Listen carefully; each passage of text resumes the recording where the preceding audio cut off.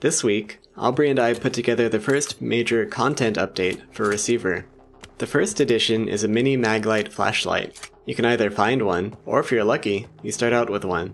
You'll occasionally encounter rooms that are almost pitch black, so you need a flashlight before you can explore those rooms properly. I did some research about how flashlights are really used with guns, and the most practical method here seems to be the Harry's technique. To see how that works in real life, pretend you're holding a gun in one hand and a flashlight in the other. Then bring your flashlight hand under the gun hand and press the backs of your hands together. This way the gun is stable, and the flashlight always points in the direction that you're aiming.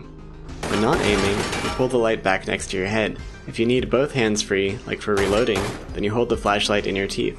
The flashlight does run out of batteries eventually, but it usually lasts for a few hours, depending on how much charge it has when you find it.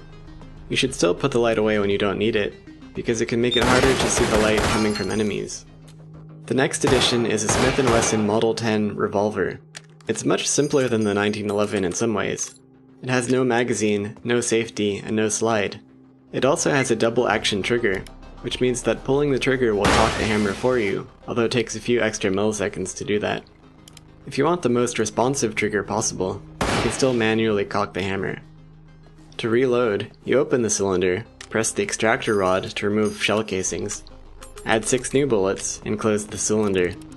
When bullets are fired, the explosion can force the casings to expand, so sometimes they don't come out easily. If this happens, you can just push the extractor repeatedly until they come out. If this is confusing, you can always press question mark to pull up the in-game help.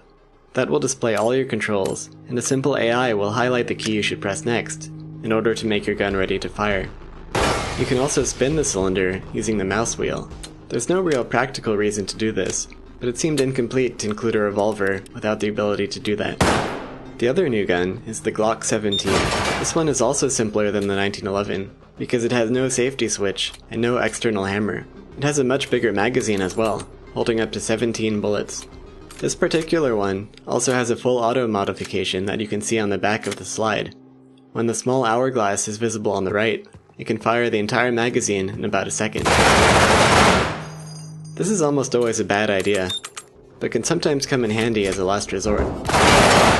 The final change was inspired by a rock paper shotgun write-up, in which the author mentioned that he wanted to bring the gun close to his eye so he could see the sights better. I added this slider for anyone who wants to do that, and trade some peripheral vision for a larger sight picture. If you'd like to try these new features, you can get the update from the Humble Store page, or the Overgrowth pre-order forum. Or, if you haven't bought Receiver yet, you can get it at wolfire.com/receiver for $5, or you can get it for free by pre-ordering Overgrowth at wolfire.com/preorder.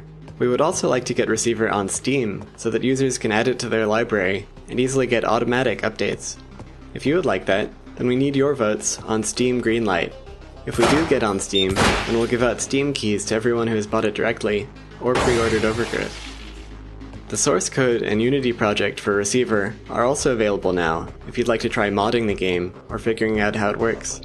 The links for Greenlight and for the source code repository are in the description for this video and also on the Receiver website.